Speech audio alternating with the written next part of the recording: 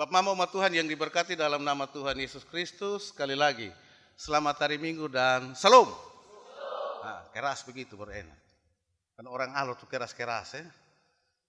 Jadi saya sampai di Alor, ada yang bilang, baik, pulang kembali di kampung halaman. Saya bilang, oh mau enak, kira be orang Alor. Nah, memang hitam tapi bukan orang Alor. Saya ini orang Amarasi, bukan orang Timur, bukan. Jadi dong pikir orang Alor ini hitam. Padahal orang Alor ada yang putih juga. Sampai saya pun tanta ketika dia mau nikah dengan dia pun suami yang sekarang, karena takut dia pikir saya papa bilang, bu, bet mau nikah mah, be mau nikah tapi pun calon orang Alor mah, dia putih. Mau kira orang hitam son bahaya mangkali ya. Padahal orang hitam itu orang yang luar biasa, karena dari kulit saja gelap dan dia bisa bertahan dengan kegelapan itu hal yang luar biasa. Jadi cari suami yang hitam, karena suami yang hitam itu orangnya sabar dan disayang Tuhan. Ketawa sedikit beta omong karena beta gugup. Gugup karena beta lihat Bapak Mama dong luar biasa sekali. Ya Bapak Mama semua yang diberkati, hari ini di minggu kedua bulan pendidikan kita dituntun dengan tema bergerak bersama untuk pembebasan. Bergerak berarti kita bicara tentang aktivitas. Dan ketika bicara tentang aktivitas, maka omong bersama berarti bukan satu orang, tetapi omong lebih dari satu. Jadi omong tentang banyak orang. Karena itu saya rencana mau omong pelan-pelan supaya di luar dong jangan dengar. Kenapa kau dong di luar? Mari di sini. Kan firman Tuhan begini, mari datanglah, ikutlah aku. Di luar kapan dong datang? Kau dong belum masuk. Nah. Di luar dengar saya yang tersinggung. Bapak Mama semua, aktivitas membutuhkan orang lain juga. Hidup tidak sendiri, tetapi hidup butuh orang lain. Sekuat-kuatnya orang, sekaya-kayanya seseorang, dia tidak bisa hidup sendiri. Dan kalau ada orang bilang dia bisa hidup sendiri, cek babai dia pun otak. Itu kurang beres. Karena Tuhan sendiri bilang bahwa tidak mungkin manusia itu hidup sendiri. Tuhan menciptakan manusia sebagai makhluk sosial. Artinya harus berinteraksi. Lalu sendiri lu mau interaksi dengan siapa? Lu pilih yang pohon, kau bawa omong, coba kau pohon jawab selu. Itu terbukti ketika kita membaca kitab Kejadian ya. Kejadian pasal 1 ayat 26 sampai 27, karena Tuhan lihat bahwa semua suada, tapi siapa yang mau urus ini semua?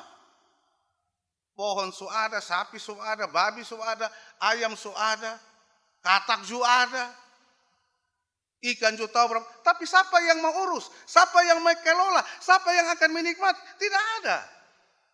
Maka Kejadian pasal 1 ayat 26 sampai 27, Allah dengan inisiatifnya sendiri dia menciptakan manusia, yaitu laki-laki dan perempuan. Kalau Kejadian pasal 1 omong tentang laki-laki dan perempuan. Lalu yang berikut, karena juga Tuhan juga tahu bahwa manusia itu tidak bisa sendiri, maka ketika Adam tidur, Tuhan bilang, kasihan. Karena selama beberapa hari kan Adam keliling-keliling itu Taman Eden toh, dia pergi di pohon bet suka selu, sana ada respon. Iya, kok pohon mau respon dengan apa? Memang EBGAD bilang bertanyalah pada rumput yang bergoyang, tapi selama ini dia ada jawab. Soalnya pernah jawab, hanya habis di menyanyi sah. Adam pideka-deka deng kerbau, bet suka selu. Mama ketawa macam histeris juga. Tapi kerbau dia jawab bilang,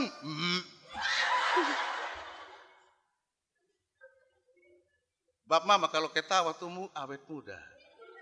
Beta sampai sekarang dong, beta kadang-kadang memang beta sutua, beta umur 50. Tetapi walaupun orang bilang tua, tapi beta tetap sweet 17. Dan memang manusia pada kenyataannya tidak bisa hidup sendiri. Allah tahu itu.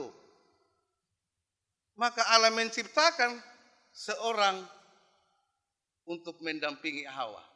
Hawa perempuan. Bukan dia pun nama yang Hawa.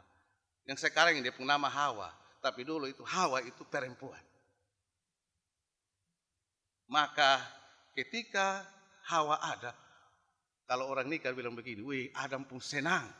Makanya Adam berteriak, inilah dia tulang dari tulangku dan daging dari dagingku. Senang, sukacita tuh. Dulu saya sendiri tiba-tiba ada kawan. Sukacita sekali. Dan sukacita itu menggambarkan bahwa manusia hidup saling membutuhkan. Bahkan kita Pengkhotbah pasal 4 ayat 9 sampai 10, di situ Pengkhotbah bilang begini. Tidak baik kalau jalan sendiri. Tidak baik. Harus sama-sama. Karena kalau jalan sendiri, sakit, siapa yang mau lihat? Iya toh? Hal sederhana dalam kehidupan berumah tangga saja, kalau suami istri satu son adalah, satu pusing. Satu pusing pasti. Apalagi kalau selama hidup, selama berumah tangga, bapak hanya baterai, mama kopi. Bapak, mama makan. Maka karena Tuhan lebih sayang mama daripada bapak yang sayang, maka Tuhan panggil pulang. Maka bapak lu pusing setengah mati sudah. Lu baterai aku siapa yang mau bingkas lu kopi. Manusia tidak bisa sendiri. Apapun yang saya dan saudara miliki, kekayaan, harta dan sebagainya, tapi kalau dinikmati sendiri, tidak enak. Itu makanya orang alor biasa dengar lagu dangdut bilang, sepiring berdua. Jadi biar nasi putih, memang son enak mah, karena dua orang makan pi. Nanti ais makan berapa comel. Dan memang menikmati segala sesuatu secara bersama-sama baru bisa dinikmati. Kalau tidak ada orang lain, mau cerita itu enak disapa, son mungkin toh.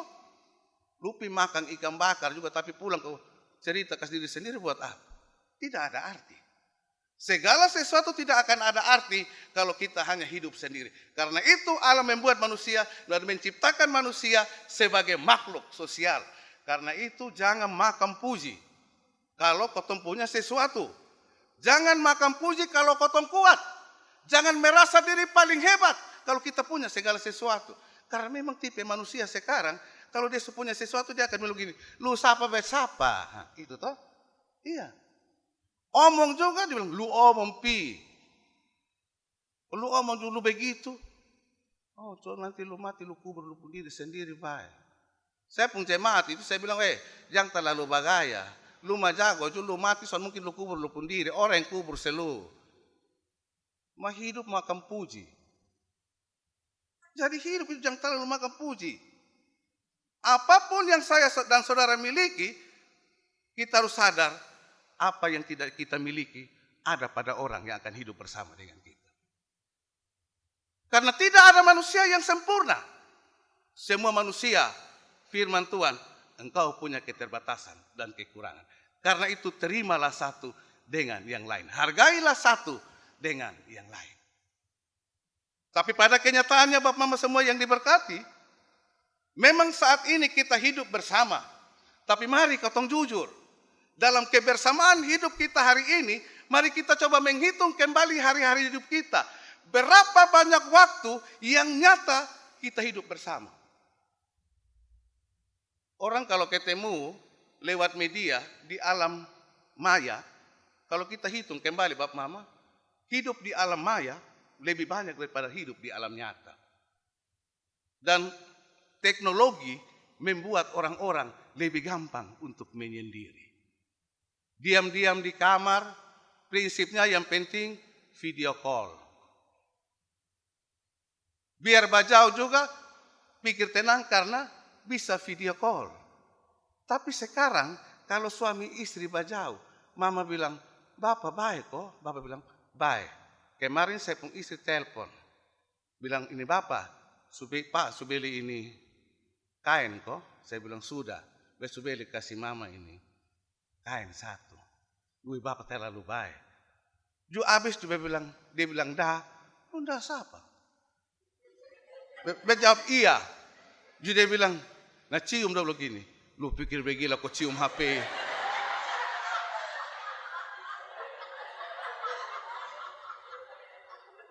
Suruh kau cium. Mama bilang, mudah. Orang cium itu manusia bukan HP.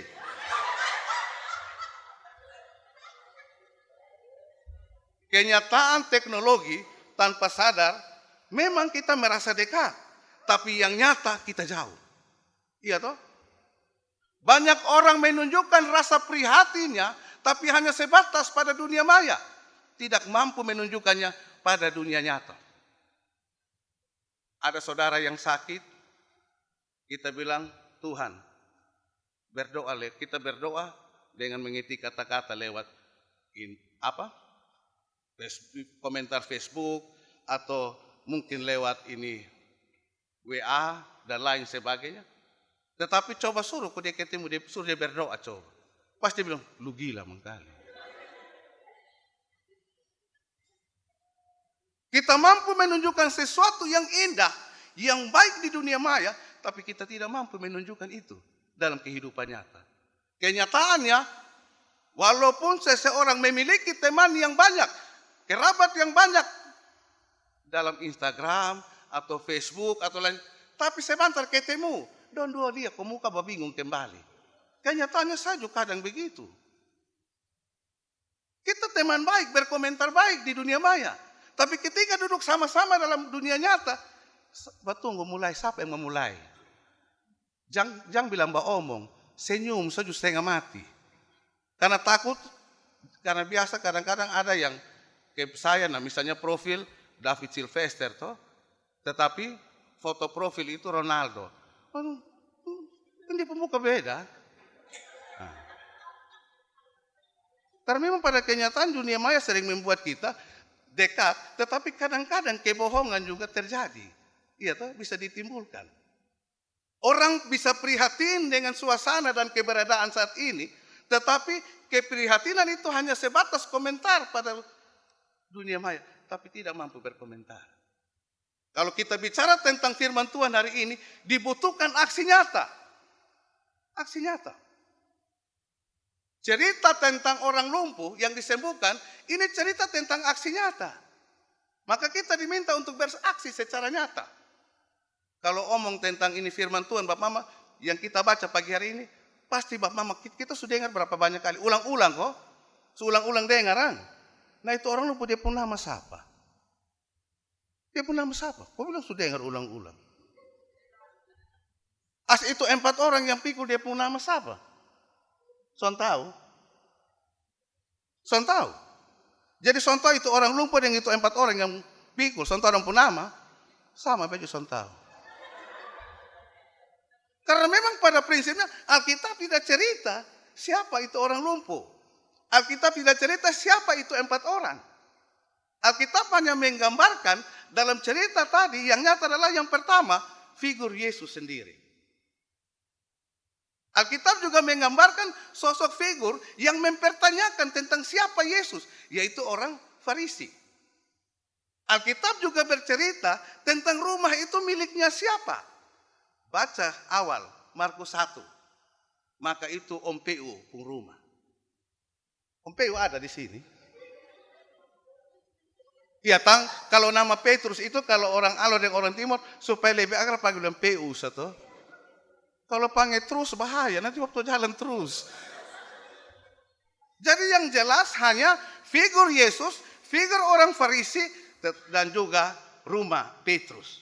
Dan juga lokasi di mana Yesus melakukan mujizat, yaitu Kapernaum. Sekalipun tidak tahu siapa yang lumpuh, sekalipun tidak tahu nama siapa 4 orang yang memikul orang lumpuh tersebut, tetapi mau dibilang mereka juga menjadi pemeran utama ketika sebuah sinetron dibuat. Banyak orang di situ dan mereka disebut sebagai pemeran pembantu supaya kalau mau bikin drama dia begitu. Nah, apa yang bisa kita lihat dari firman Tuhan hari ini? Aksi nyata itu terjadi. Tapi aksi nyata itu terjadi juga karena ada faktor kenal mengenal. Ada faktor kedekatan. Jadi bisa dikatakan bahwa 4 orang yang mengusung orang lumpuh ini karena mungkin mereka kenal. 4 orang yang mengusung orang lumpuh ini bisa dikatakan mereka adalah orang-orang yang prihatin kepada orang yang susah. 4 orang yang mengusung orang lumpuh ini adalah orang-orang juga yang menginginkan kesembuhan itu terjadi bagi orang yang sakit. Dan siapakah orang keempat orang tersebut pada masa sekarang? Saya dan saudara harus menjadi 4 orang yang mengusung sang lumpuh tersebut. Karena saya dan saudara ketika menjadi 4 orang tersebut, kita akan menjadi orang-orang yang peduli terhadap sesama kita. Kita menjadi orang-orang yang prihatin terhadap keberadaan sesama kita. Dan kita juga menjadi orang-orang yang mau supaya bukan saja kotong yang baik, bukan saja kotong yang sembuh, tapi orang lain juga menikmati kesembuhan dan kebaikan dalam hidup mereka. Karena kadang-kadang orang Kristen sombong rohani. Yang penting dia pun hidup sebaik. Yang penting dia sehat, biarkan dia di situ. Bahkan kadang-kadang dong pakai firman Tuhan. Orang mati, kubur orang mati. Tafsir sendiri, ikut mau sendiri, makan puji, padahal tafsir salah. Mereka berempat menunjukkan aksi yang nyata. Bahkan mereka berupaya dengan akal mereka. Ketika mereka pergi, berupaya untuk bagaimana orang lumpuh ini bisa berjalan, sekalipun dia pun cara gampang. Kalau sekarang nih, kalau ketemu orang yang lumpuh, dengan orang yang pemalas berjalan itu, kas kumpul dalam satu tempat, ambil buaya taruh di tengah, itu bangun lari semua. Cukup taruh buaya sah. Mereka berupaya dengan akal mereka. Kalau pakai prinsip sekarang, kalau orang alor 4 orang yang pikul itu, orang lumpuh pasti dong pilih di pintu sana bilang, te subah sesak pas dong pikul, bah, kamu jauh sedikit dulu, te ini orang kita mau bawa ini. Pasti begitu toh. Nah kalau kita pasti usaha ku tabrak.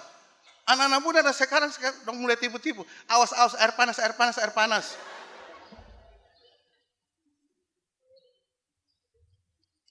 Tetapi mereka tidak mencari cara yang gampang. Karena cara yang gampang membuat orang tidak berpikir. Cara yang gampang, yang instan membuat orang tidak berusaha. Kenyataannya orang yang makan super mie kalau suruh kerja pemalas. Kalau yang hobi makan super mie sah. Karena dia mau yang gampang-gampang sah. Jadi yang tiap hari memakan super mie bertobat. Karena kalau hobi makan super mie, kalau suami suka makan super mie, suami ajar istri untuk pemalas juga. Nanti istri suka tumis kangkung. Kalau dia sempat tumis kangkung, nanti kita makan itu kangkung garam semua. Tapi hanya karena sayang, nanti darah tinggi baru suami mama itu ada biasanya mau kasih tahu, karena sayang dia bisa tahan. Tapi karena susah sakit dia harus kasih tahu bahwa mama masak salah. Mereka tidak mau yang gampang, mereka tidak mau yang instan, tetapi mereka berpikir untuk bisa mendapatkan cara bagaimana orang ini berjumpa dengan Yesus. Maka dari sini juga saya dan saudara diajarkan, ketika kita ingin mencapai sesuatu, mendapatkan sesuatu, maka kita juga harus berpikir bahwa ada cara lain. Ada kalimat bijak belum begini, masih ada jalan lain ke Roma. Artinya, tidak pernah ada jalan yang tertutup. Tetapi kita diberikan hikmat untuk berpikir dan menemukan jalan lain mencapai apa yang menjadi tujuan kita. Mereka berempat dengan cara mereka sendiri. Mereka harus membongkar atap rumah. Itu jalan alternatif. Berarti cara lain yang dipakai. Orang yang putus asa pasti dia bilang, wah pulang sudah, kesetengah pi. Oh ini lumpuh begini.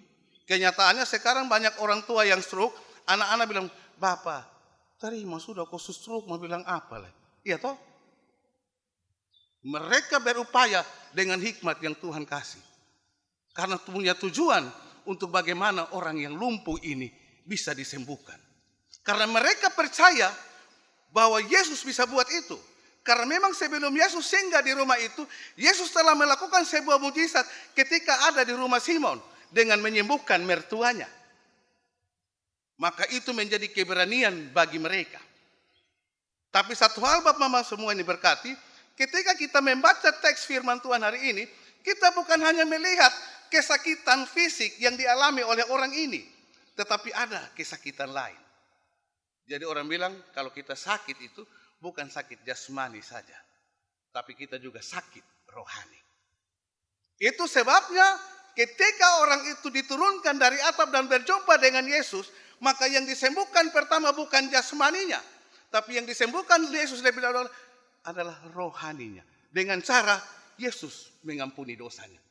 Kalau kita baca firman tadi, Yesus mengampuni dosa. Artinya, segala penderitaan yang saya dan saudara alami, solusi yang pertama adalah minta Tuhan ampuni. Bereskan dulu kita punya rohani ini. Bereskan dulu kita punya iman. Supaya dengan pemberesan rohani, pemberesan iman, membuat saya dan saudara bisa menemukan dan mendapatkan yang namanya kesembuhan jasmani. Yesus mengampuni dosanya dan pada saat itu Yesus bilang, angkatlah tilammu dan berjalanlah, dan keluar, dan kesembuhan itu terjadi. Itu cara yang harus dibuat. Nah, Bapak Mama semua, karena itu hari ini dalam kaitannya dengan bulan pendidikan, ketika saya baca ini firman, saya bilang, omong bulan pendidikan mau omong apa di Alor? Agak rumit. Karena sekarang yang menjadi keprihatinan adalah sekolah-sekolah gemit.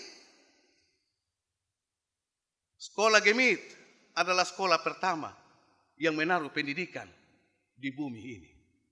Lebih khusus NTT. Tapi hari ini nasib itu ada dalam sebuah keprihatinan. Bahkan gemit dalam sekolah-sekolahnya bisa disebut sebagai sekolah yang sedang mengalami kelumpuhan. Ini bisa dikatakan. Tapi ketika mau ngomong saya bilang di Alor tidak. Sepanjang mata saya memandang. Di Alor bagi saya tidak. Tapi di tempat-tempat lain, di tempat saya, gemit, SD, SMP ada dalam kondisi ini. Lumpuh. Hampir-hampir tidak bisa melangkah lagi. Karena apa? Siswa yang memasuk susun adalah setiap tahun di tempat saya, ketika pendaftaran baru siswa SD baru, paling tinggi satu kelas yang daftar baru 5 orang, paling banyak. Bahkan guru-guru juga, mereka juga berpikir tentang masa depan mereka. Maka kalau yang tua dia bilang bet tua jadi beta mengabdi. Tapi yang masih muda dan berpikir tentang masa depan, maka karena bahasa bilang kalau son pindah ke sekolah negeri son bisa jadi PNS, maka mereka keluar. Akhirnya keterbatasan juga tenaga pendidik. Dan inilah kelumpuhan yang sementara dialami oleh gemit. Dan apakah kelumpuhan yang gemit alami hari ini dalam pendidikan Kristen hanya sebatas dengan keprihatinan yang saya dan saudara tunjukkan ketika menonton atau melihat berita tentang sekolah-sekolah gemit. Kemudian berkomentar, semoga Tuhan membuka jalan. Apakah hanya sebatas itu? Saya dan saudara diminta untuk menunjukkan aksi nyata. Aksi nyata. Kalau dalam bulan pendidikan, kita diarahkan untuk setiap gereja menyiapkan waktu, lebih khusus presbiter, pergi berkunjung ke sekolah-sekolah gemit untuk berdoa khusus kasih itu guru-guru. 1 minggu 1 kali. Itu sekarang yang sementara, hal nyata yang sementara mau dibuat. Bahkan kita juga diminta untuk memberikan persembahan khusus untuk mendukung sekolah-sekolah gemit yang ada di sekitar kita. Pendidikan gemit sementara dalam kondisi lumpuh. Karena itu saya dan saudara menunjukkan aksi nyata seperti 4 orang tersebut.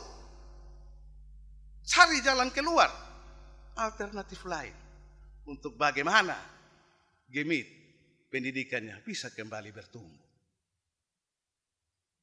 Karena itu kekasih Tuhan semua yang diberkati dalam nama Tuhan Yesus Kristus.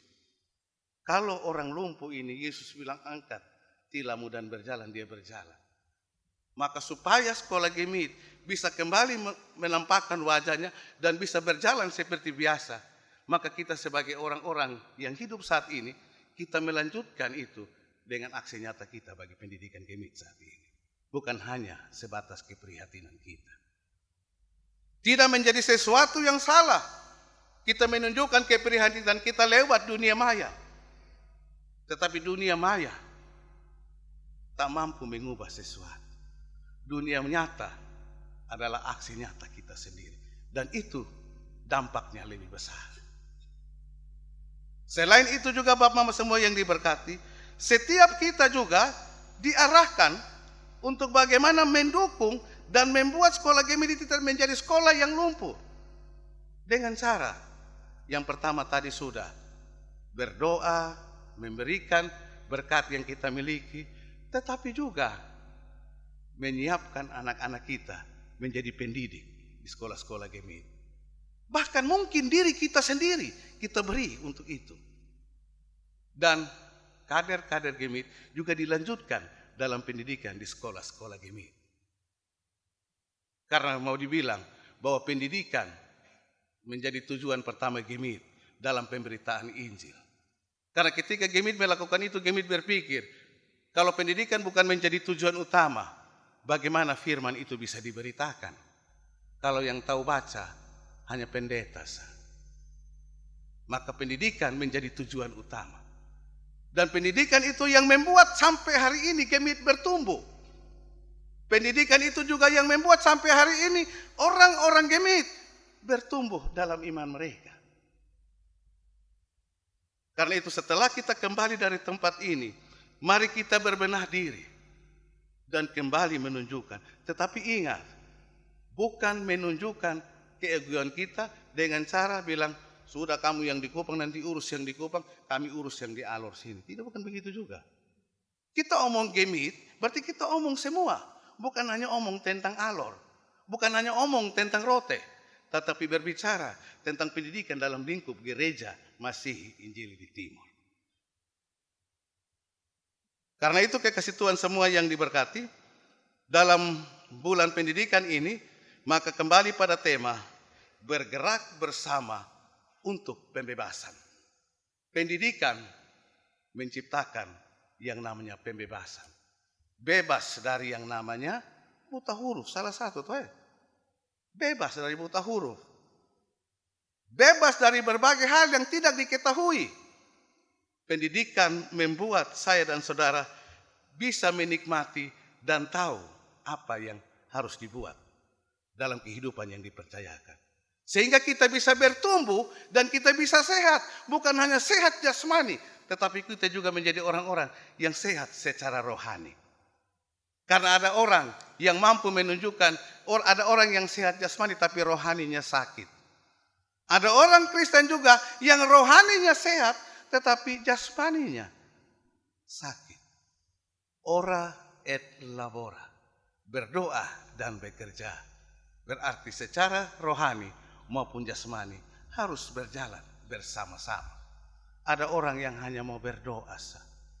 Makanya anak sekolah sekarang pemalas belajar, nanti bilang bayi pun doa terlalu toh, bayi doa kok besok bisa isi. Nanti bayi berdoa bilang, Tuhan saya pun cucu mau ujian, Tuhan berikan dia jawaban yang terbaik. Maka besok percaya diri soal seperti apa dia pun jawaban, oh bayi bilang jawaban baik semua. Jasmani dan rohani berjalan bersama-sama. Ora et labora. Selamat menjalani minggu baru, selamat bekerja, selamat bergumul, Tuhan berkati kita. Salam.